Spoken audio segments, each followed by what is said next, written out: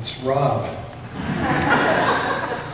And Rob is an incredible blessing to us and to, I would say, the kingdom of God and to the world. He has been,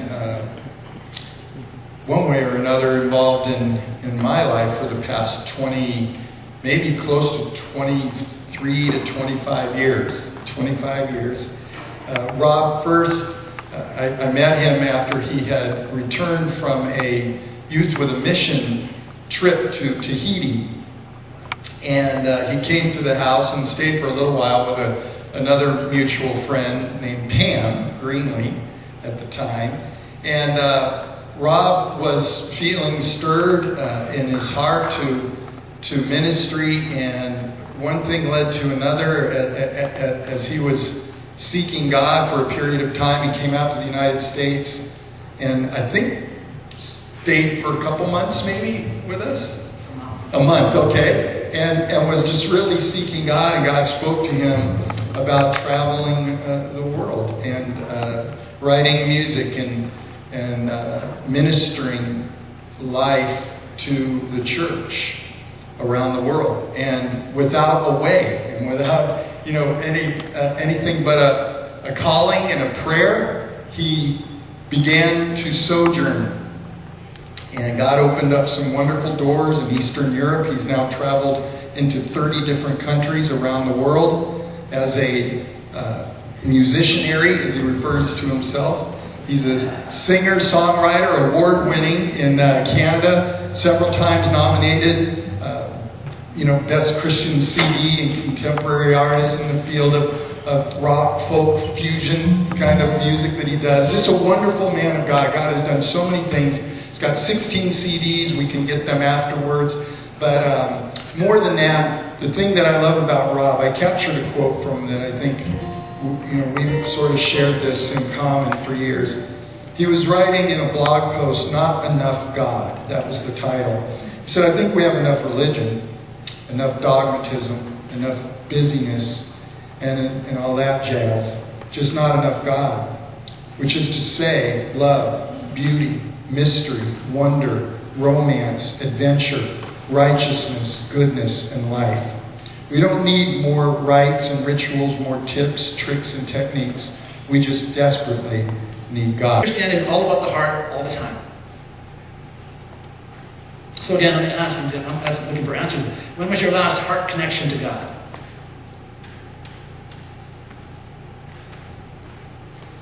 Your heart is the deepest part of you, by the way. Your heart is where you do your deepest thinking, you hold your most precious memories. It is the truest part of you. There's not another heart like you in the world. Those are the people that have lived. You are one heart that God made unique. And He came for that heart. He didn't come for your money, for your gifts, for the things you can offer Him. He came for you. Your tears, your laughter, your heartaches, your dreams, you. The things that make you, that's what He came for. That's what he risked His life for, because that's what is precious to Him. That's what the enemy wants too, by the way. Did anybody here see Snow White and the Huntsman? I saw it in Indonesia. And is it interesting? I don't know if they did this on purpose, but I was quite inspired by the movie. I thought, and I never told us caught by surprise, but I didn't even think of the connection before. But once I saw it, my friend with me said the same thing after we got out. He said, it was like Snow White was like the bride, portraying the bride of Christ in that movie to me. And I said, me too. And isn't it interesting how the evil queen there wants, what does she want? She wants Snow White's heart. If she gets her heart, then she will live forever in her wickedness. And there's two things I want to just note. That at one point in the movie, Snow White realizes who she is. She realizes that she has been called to greatness. She is a picture of purity in the movie, and she's a picture of noble heart, a real courageous spirit. She leads the army at the end of the movie. She leads the army. I thought, this is a picture of the church realizing who she is. We are the beloved of God. We are His beloved. We are the apple of His eye, the Word says. It says he's engraved us in the palm of his hand. Does that not sound a bit romantic to you? He's scratched our name in his hand. It's like something you do in high school. God's in love with us. He is smitten with us. We are the beloved. We are the betrothed. We are his beautiful. We are his bride. I had once a girl write my hand something at the airport just as we left, and we kind of were sweet on each other, and she wrote something in my hand. And then that was special to me because she wrote in my hand, God has written our name in his hand. It says we are his treasured possession. It says we are his chosen one. It says we give him, he takes great delight in us. We are he comforts us with his love. He rejoices over us with singing. Takes my breath away. Watch for these moments. You think, you can't really arrange for them. You can't say, I'm going to have a moment today. But if you're not watching, you miss them. And if you are desiring them, if you are expecting them, you're going to see them. They're going to surprise you. Maybe tomorrow, maybe today sometime. Maybe through nature, maybe through just missing somebody's laughter, maybe through an email, I don't know. Golden moments to spur you on in your way. The path of the righteous is like the first gleam of dawn, shining ever brighter till the full light of day. This is our journey. This is the path of the person who follows Jesus, shining ever brighter. That means, as we take this journey, by the way, can you put that quote up, whoever is? To me, this is Christianity. This is our... Hard to read that. This is what it's all about to me. This is why I remind myself this every day. God is calling us on an intimate adventure with himself. Through a dark and dangerous world, amidst a great war and many struggles, towards an eternal destination that is beyond our wildest dreams, indescribably good and wonderful. I know it's a mouthful, but to me I consider the three, and I've probably shared this before, but the three themes of Christianity, of the gospel, of the Word of God: sacred romance, epic battle, and grand adventure. These three themes require your heart to be involved. You can tithe, and good on you. You should. You can tithe. You can do all these things and be the best church attender. You can be nice to people. You can really be try not to sin really good, and good on you. But you can do those things without your heart. But you can't live in a great romance, which the Word says is the most important thing. Just the most important commandment, the greatest one, he said, is to love the Lord your God. You can't do that without your heart. You can't love your wife without your heart. If your faith means anything to you, then consider this example from marriage. Imagine there is somebody with sinister intentions that you just discover is trying to break up your marriage. Whatever your marriage is like, doesn't matter right now. Just somebody you discover is trying to break up your marriage. He's trying to, not necessarily steal your wife, he's just trying to destroy everything good about it. If there's any intimacy, they're going to destroy it. If there's any romance left, he's going to destroy it. If there's any kind moments, he'll destroy it. He'll make it so they're just sort of habitating together and miserable. Dutiful. Maybe that's the best. If you knew that to be true, if your marriage meant anything to you, would you sit back and say, well, it's just the way it goes? C'est la vie. No, if your marriage meant anything to you, you would rise up and fight. You would single out that enemy and you would do battle. And you would be more intentional about loving your partner. You would be more deliberate because just realize how important this is and somebody's trying to steal it from you. That's what's happening with us in our faith, which is a romance, by the way. We have an enemy who's trying to separate us from him, trying to kill intimacy, kill romance, make us religious and dutiful and nice. And we are called to live caught up in this full color, full flavor gospel. It is life. That's why the song Remember Life. This is life. Everything we long for is being offered to us in Christ. Things our hearts deeply long for. Love, beauty, romance, intimacy, adventure, wonder.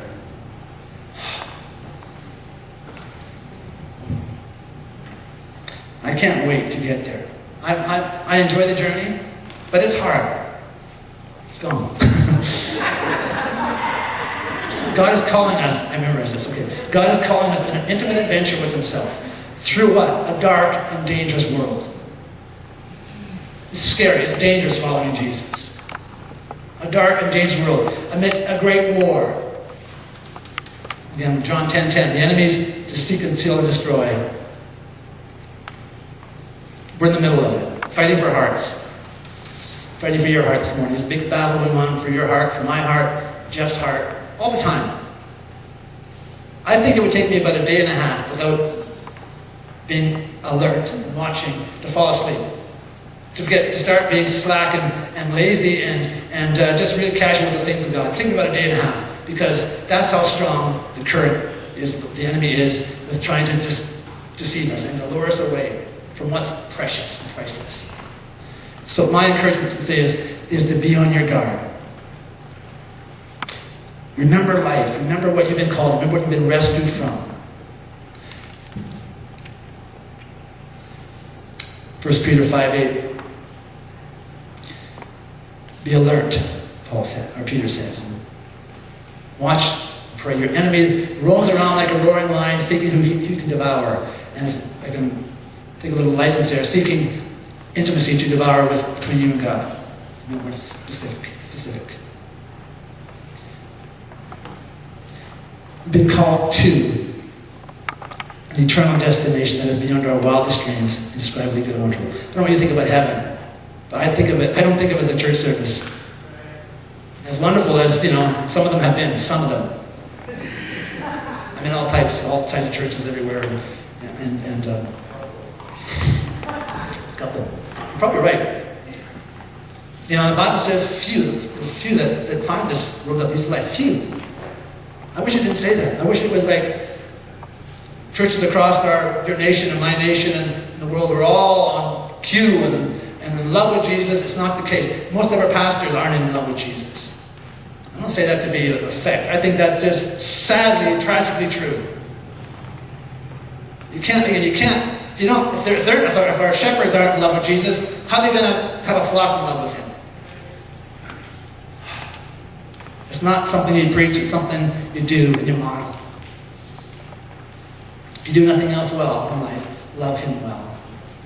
Hold on tight to him. Hold loosely the things of this world. Hold on tight to Jesus. Ephesians 5:15 says, be very careful how you live. Be deliberate. Be intentional in loving God. Be very careful how you live.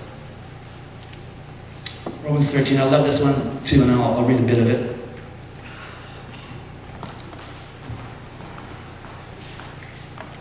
I lost my glasses a couple days ago. If anybody sees them in LA in the next few years, let me know. They're gold framed, they're cheap, but they're having a long time. Romans 13 talks about a few verses from verse 8 to 10 about loving each other. And it says, do this, understanding the present time. Hour has come for you to wake up from your slumber, because our salvation is nearer now than when we first believed. The night is nearly over, the day is almost here. We're almost there. We're almost there. The path of the righteous is like the first gleam of dawn, shining ever brighter. Does it still take your breath away? As we get closer, it should. It should be more glorious. I can see clear. I can see it in the distance. I'm keeping my eyes on Jesus, and I see it more in the distance. I'm sensing it. The hope that everything I long for, I'm getting closer to. And sometimes it makes me long. It makes me sad sometimes because I'm not there yet. But it's a good kind of sadness. It's a sweet sadness in your heart, like, oh, I'm not home. You know what? My longings are one of my best friends now. My life is filled with longing for what I don't have yet.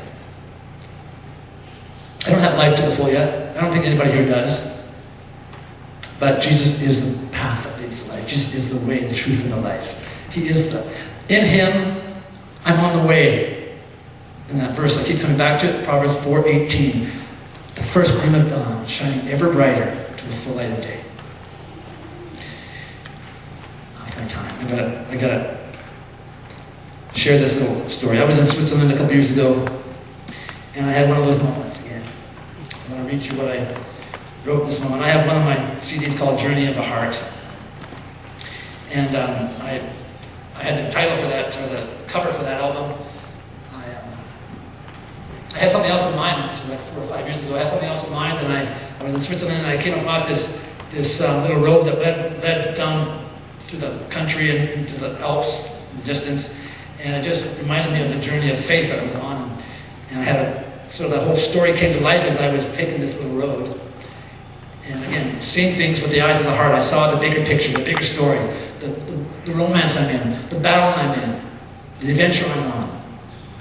It's like the Lord of the Rings kind of thing. You know, it's like, this is my quest. I got to get there. I got to complete my mission. And then I went 4 years later. I went back there, and this is what I'm going to read you now. I just arrived at this place. It's in northern Switzerland. It's a little place called Baldi, and I just arrived there about November 25th, 2010. And I asked my friends here. I said, "Look, it's just just end of day. Can I quickly go for a walk?" And they said, "Yeah. Dinner's be a little while." So I went for a walk, and it was now into winter, but again, surprised. I was not expecting this, but this is what happened. And I wrote this in an email home. What a glorious moment I experienced here tonight at twilight. Just after arriving, went out to the countryside for a walk, the same place as the cover for Journey of the Heart is from. Wow. Seeing the glorious and daunting Alps in the western horizon, laden with fresh snow, with the sky lit up over them in the fading daylight. Again, as 4 years ago, I imagined my journey of the heart, our journey of the heart, our quest to get home, having lived a great life, having run a great race, having fought many battles, faced many dangers and assaults, and yet more miles to go. It actually reminded me of Mordor from Lord of the Rings. Felt it so powerfully, and yet so drawn and moved so that it hurt. This longing to get there, to get home, to finish the quest, not fail in the pursuit of it. It was now getting dark and cold, but still did not want to turn back. I almost could have cried for the beauty that I felt was there before me. And oh, that we could get a greater glimpse and remember this story more often and live with this intent and this hope throughout all our days.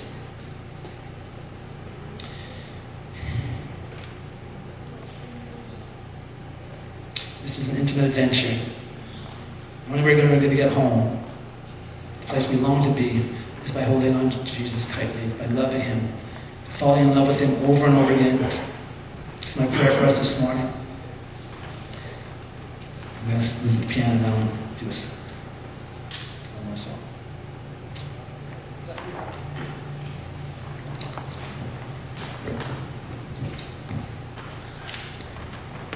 He's coming back for a bride in love with Him. The song is called Promise. You guys can just get it ready, please. It's taken from John 14, verse 1 to 3, where Jesus is saying to His beloved, his friends, people that followed Him, He's saying, I'm going away for a little while. Don't freak out. Don't stop believing. Don't let your hearts be upset or afraid, and don't turn back. I'm coming back for you. And in fact, I'm going to prepare a place for us. It's the same kind of language a person would say to his bride to be. I'm going to prepare a place for us to live happily ever after. So I'm coming back for you. Don't forget, I'm coming back for you. This is my promise to you. I'm coming back for you. Watch and pray. Be ready. Be very careful how you live.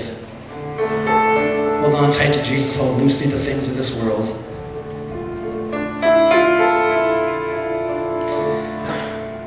I'm going to sing this song and I'm going to pray. But I want you to just to imagine this morning that Jesus is here with us. It's not really imagining because He is, but imagine He's walking around and He's been touching people. He's been speaking to people. He's been whispering into people's ears truth and love. But right now He walks right up in front of you and He holds out His hand to you and He says, will you follow me on this intimate adventure? Will you take my hand and follow me? Maybe you're not a Christian here this morning. Or maybe you are, you've been away from this story. Maybe this story is you've been oblivious to. Maybe you've been caught up in busyness. But if you would say yes to Jesus, then you take his hand right now as he extends it to you and says, and he asks you, will you follow me on this intimate adventure through a dark and dangerous world, amidst a great war and many struggles, towards an eternal destination beyond our wildest dreams, describably good and wonderful. Will you take my hand?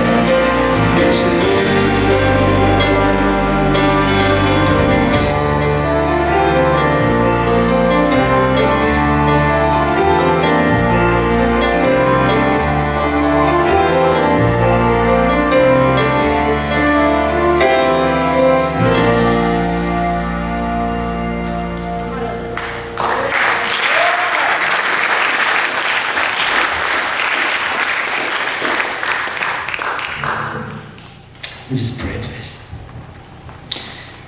If you would say yes to Jesus, maybe you want to echo this prayer in your heart. Jesus, I do say yes this morning because I want life. I want to live in this story. This is the only story worth living in right now, Lord. I believe this is the story that I was born to be in. So I say yes, Lord. I don't know what it all entails. I'm a little bit afraid, a little bit anxious. But I say yes. Take my hand, Lord. Lead me the rest of my life through a dark and dangerous world, through hurts, through wounds, through sufferings, hardship, trials, through joys, excitement, and adventures, through the good and bad and ugly, Lord. Lead me through to the home you're preparing for me, that we were born and destined to be in and with you forever, Lord. Take us home there. Take me home there, Lord. I say yes to you. Forgive my sins. Heal my heart. I love you, Lord Jesus. I want to love you more. Amen. Amen. I'm going to ask you, Rob, would you stay at the piano just for a moment, and maybe you could just play, sort of whatever that amazing song is that you were just playing. I want to invite you to come forward to Jesus in a very physical way. Took these elements before he was, in fact, just before he was betrayed. And he intended for these to be physical expressions by which to remember what he was about to do for his disciples, and then carry forward to all of us and what he has accomplished for us in his death upon the cross as our rescuer, as Rob so wonderfully put it this morning. To remember him by. And to remember that he has done what he's done, and that he will continue to accomplish that rescue until it's perfected, and until that time that we participate with him in the new heavens and the new earth, and we eat and we drink with him in complete fulfillment of what these elements represent now. But as we come, I want to just ask us to receive what Jesus offers us today. He loved us first. We love him in return. We come to these elements and we take them in and we physically eat. And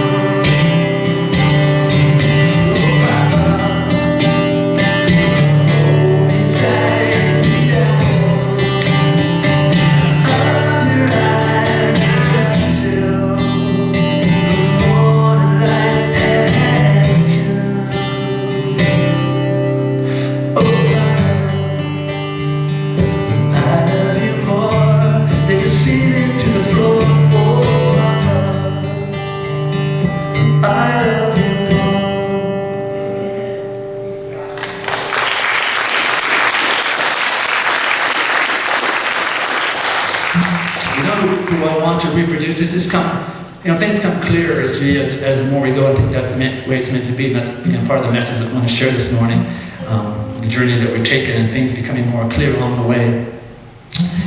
One of the things I want to reproduce in my life, my ministry, is lovers and fighters for God. Lovers and fighters. I love that terminology. That's the title of my newest album, Lovers and Fighters, because we have the old worldly saying is I'm a lover, not a fighter, or you're one or the other. God Himself is our classic lover and fighter, the ultimate lover and fighter, fighting for us. Exodus 3:15 or 15 verse 3.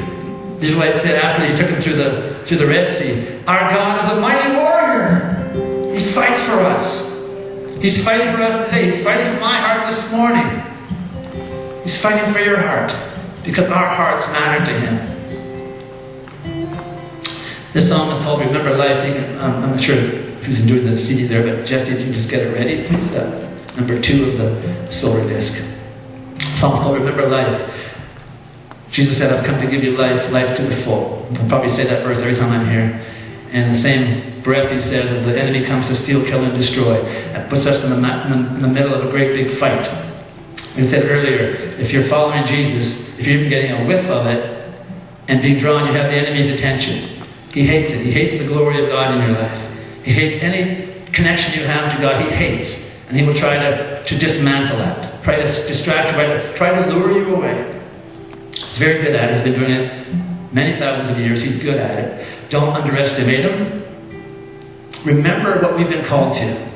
Not religion, not nice things, not being decent people, not even ministry. We've been called to life. Ministry is just an overflow of that. You're walking with Jesus, you are a minister. You're walking with Him, you have a ministry. Maybe official or unofficial, you have a ministry. If you're, Jesus said Himself, if you walk by me, you will bear much fruit. You will. Not you might, not you can, not if you really try, not the process has begun, but you will bear much fruit. We have a difficult journey. I don't want us, and I'm sure you don't get that in this church, but I don't want to sweet talk this thing and say, this is a path, garden path, and nothing but bliss and joy all the way through. That's what we need, warriors. That's what we need, especially men, to be the warriors that we're called to be. And I always say, this story is a love story. But it doesn't make. It's not a chick flick. It's not like one of those dinosaur romances that men have no interest in. This is a love story of all ages, of all time. That everywhere I go, I've been. I just came back from Southeast Asia and Cambodia and Indonesia and Malaysia, Borneo. I think I said that. And the other 2 places, Myanmar, Laos. Even those places that are unusual to me, to my senses, I see the same cry of every heart to love and be loved. And whether it's tough guys or old men or young kids or a single woman or high school kids, this is the deepest cry of every heart I've ever come across in any culture, in any age. Who put that in our hearts? What do you think? Who put that hunger in our hearts? God did, that we might look to Him, who is the ultimate lover of the story. We're called to war. We're called to rise up and to be counted. And we're called to love God. First, that's our greatest commandment, by the way, to love Him with all our hearts. So to be lovers and fighters. Remembering, this is all about life. This is life and death. It's not to be taken lightly. God didn't come. Jesus didn't come and die to make us nice people. Remember life.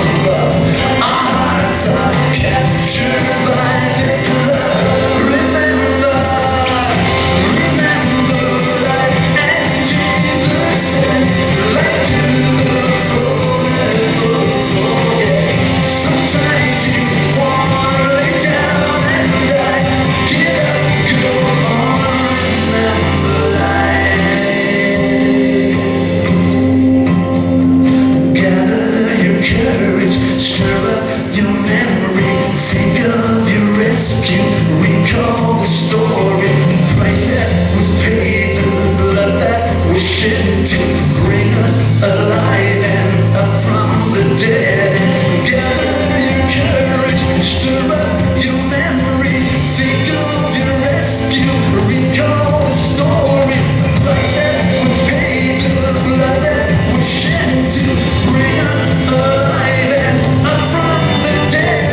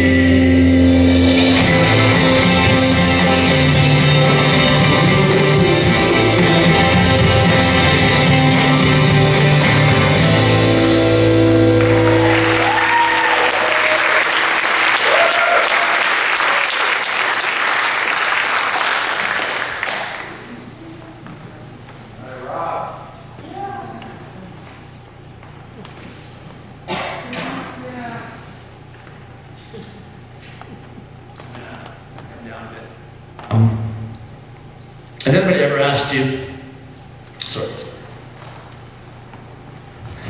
you ever been asked the question, how's your job? I think I got it. Oh, okay.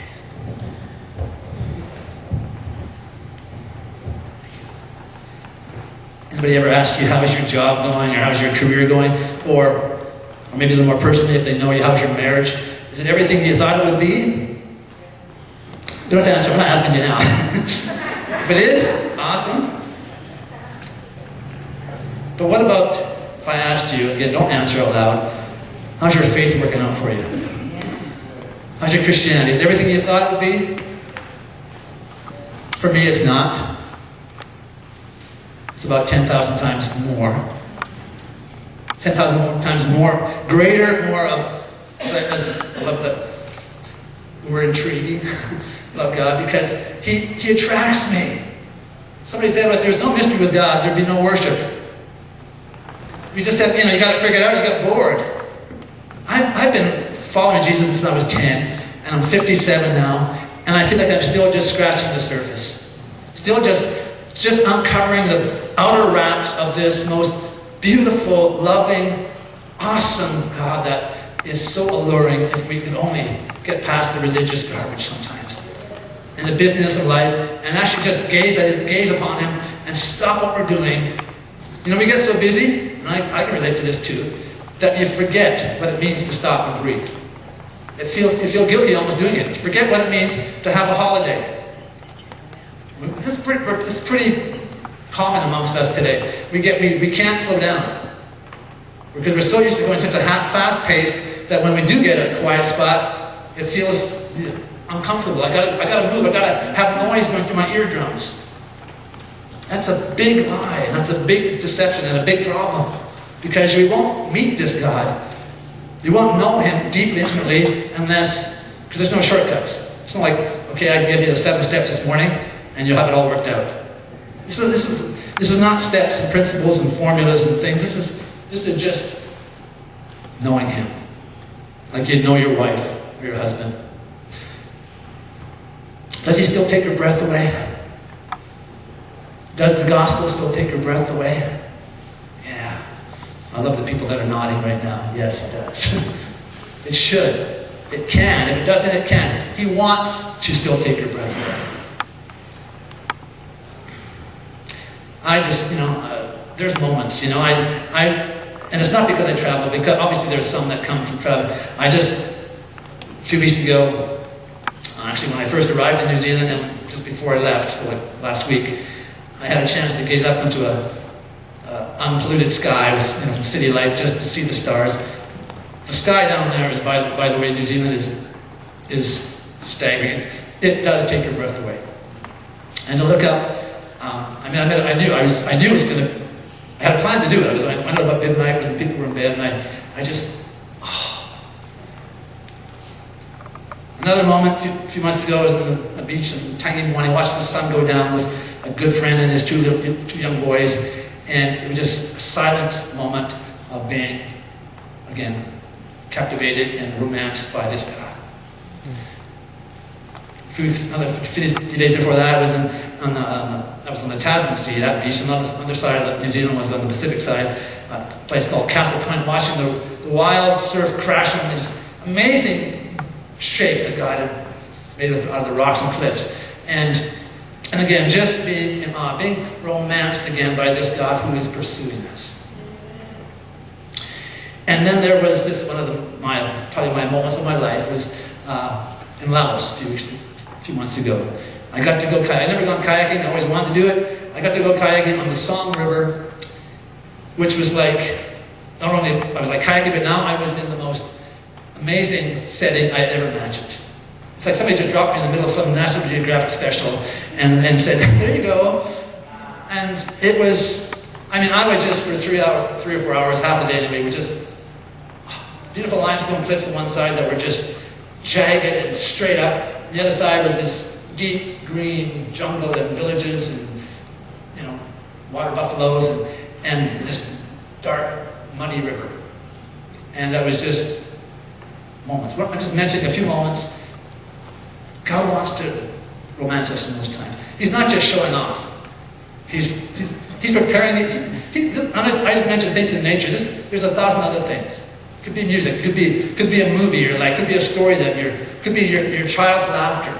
It could be your wife's kiss. It could be your first kiss in your life. Those things that just like resound in your heart and you think, there is something glorious and wonderful here that I'm just touching. Does it still take your breath away? Does the gospel take your breath away? Just the song mentioned about being rescued. Think about your rescue. Colossians 1:13 says, we have been rescued from the kingdom of darkness. Don't ever forget that. I hope you remember that every day. You've been rescued. This whole story started out for you and me with the most daring, dramatic rescue of all time. God sending His Son to rescue us was not like some little religious thing that God had all figured. This was a huge risk. And it cost our hero, our lover, our rescuer, his life. I've been rescued. From that, if it helps you put in perspective, think of the princess captured by the dragon, doomed to a life of gloom in a dark dungeon. That was us. That was every one of us. Never mind the gender here. That was us. We've been rescued from that. Our hero showed up. Jesus showed up from heaven. The Prince of Peace came and with his sword he smote the devil, smote the dragon, and he came to that dungeon and he broke down the door and he woke us with a kiss, and now we're in His kingdom with Him forever. But we're not at the happy ever after yet. I know last time I was here, I think I preached somewhere between the once upon a time and being and happy ever after. That's still where we are. But now we are, as I said, lovers and fighters. We are in love with our lover, in love with Him. And again, don't be ashamed to tell it to anybody. They're not going to be offended on the world. You might tick some people off in the church by saying that, as I have. I've been corrected a few times by religious people. I don't like being corrected. But when it happened, because it was Austria one time, and I shared about, I had a half an hour to share, and I shared about just what God put on my heart, to love it with all your heart, all soul and mind and strength, and to be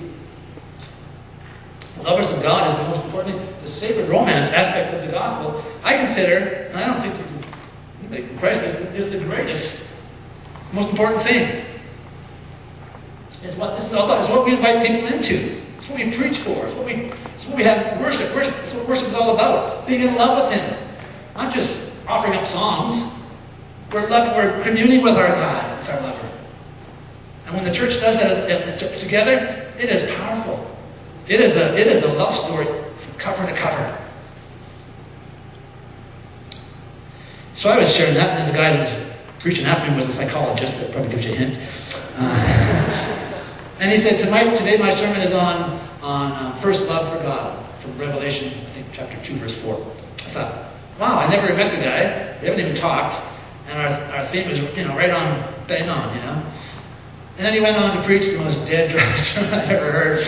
That was being translated for me, but my friend was sitting, I was like, he was preaching here, and I was right over the end there in the front.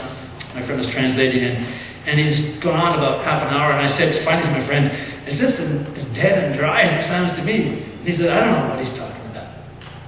But this is the only time he looked at me. The only time in the whole message he looked at me and he said, and this bit about loving God and this romance with God is actually very unimportant and a small part of this. And then he looked back to the crowd. I said to my friend, was he aiming that at me? I said, I think so. Anyways, that was, again, if you don't know it, you can't preach on it.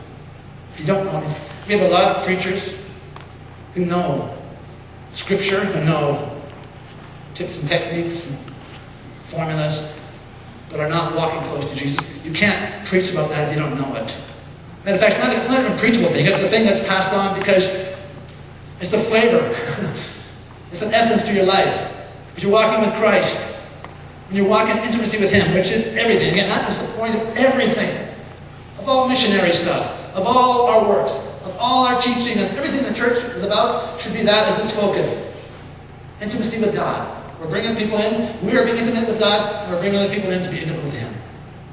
And this means maybe slowing down, maybe simplifying. We take time to do this. You can't be intimate in 30 seconds. You know how dissatisfied your wife would be if you had those intimate moments for 30 seconds? And then you're done. I'm off to watch the game or something. This is life. And it is everything my heart and your heart longs for. This relationship with Christ, with God, Holy Spirit. This is everything our hearts long for. Everything. And if we take the time, and it won't be easy at first. I know for some of you, maybe you're just one of those people I described as busy, and when you stop, you just feel like this big emptiness. I mean, search your heart. Search your heart. If there's nothing there, get something there. Start living some life with Jesus. Start taking Him on adventures. Let Him take you on adventure, better said. It might not be around the world. It may be across the world. Maybe across town. Maybe across the street. Maybe across the hallway. Maybe across the bed to start with. Taking you on an adventure to fight for hearts. This is the treasure the world knows nothing about. Most of the church also is oblivious to it, to be honest. I think the greatest and most urgent need of the church today is to fall in love with Jesus again. More than with conferences and seminars and workshops and having special speakers in like me. This is our greatest need. To fall in love with Jesus. Unashamedly in love with Him. He is everything. He is my life. He is worth dying for.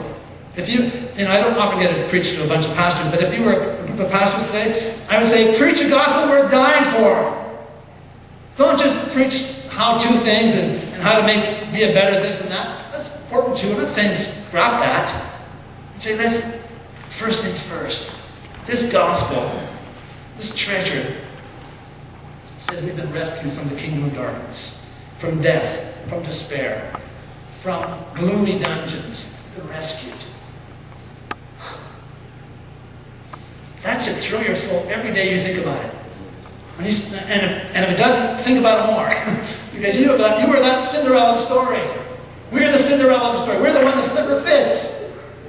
You and me. Again, forget the gender here. We are the one the slipper fits. And in this love story where we are the ultimate beloved and Christ is the ultimate lover. As I alluded to a little bit earlier, we don't just get to be men in the story, you guys. We have to be men. This doesn't make us less than men. In fact, we are called the bride. We are. Church is the bride of Christ. I'm not the bride. Jeff's not the bride. Craig's not the bride. Alwa's not the bride. Together, we are the bride. Within the bride, we have men warriors. We have women warrior princesses. We have lovers and fighters. Just like the children of Israel. They're sometimes called the virgin daughter of Israel. Within that virgin daughter, there was heroes like David and his fighting men. Within the body of Christ, the church of Jesus Christ, the bride of Christ, his beloved, there are heroes and heroines. He calls us. Just don't take our breath away. Get a hold of him. Take hold of him. Be like Jacob, who wrestled for his blessing.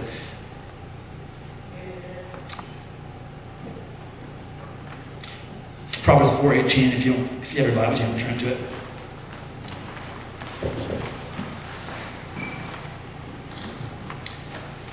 Thank you. It says, "The path of the righteous," Proverbs 4:18. "The path of the righteous is like the first gleam of dawn." I just love this scripture. I just love it because there's such imagery to it that I don't know. It really helps me when I have a picture of what this is all about. And that's why the stories of the prince and the dragon and the princess and Cinderella helps me understand the story we live in. This is a mythic story. This is huge. This is the greatest love story of all time. And it's a war story. It's a battle. This story is a battle from start to finish. Matter of fact, the last book ends with Christ coming with his robe dipped in blood and a sword, and then a wedding. Read Psalm 45. Get a better picture. I won't read it now, but read Psalm 45 sometime. Again, another beautiful picture of a lover and a fighter. The path of the righteous is like the first gleam of dawn, shining ever brighter until the full light of day. I read this lately that up until about 200 years ago, the gospel was generally viewed by the church at large as a romance. It was just, from the time of Christ till about 200 years ago, it was generally perceived as a romance. The last 200 years, it's become more experience of fact-telling. We're passing on information. We're passing on facts. How-to. Principles. Again, all helpful. There may be times in your life when all you have to go on is a sense of duty. But if that's all you have, you ain't going to get there. This is, when it comes down to just doing your duty, and again, that's good. But that's kind of a heart. That's kind of the business end of Christianity. If that's all you got nothing the world wants.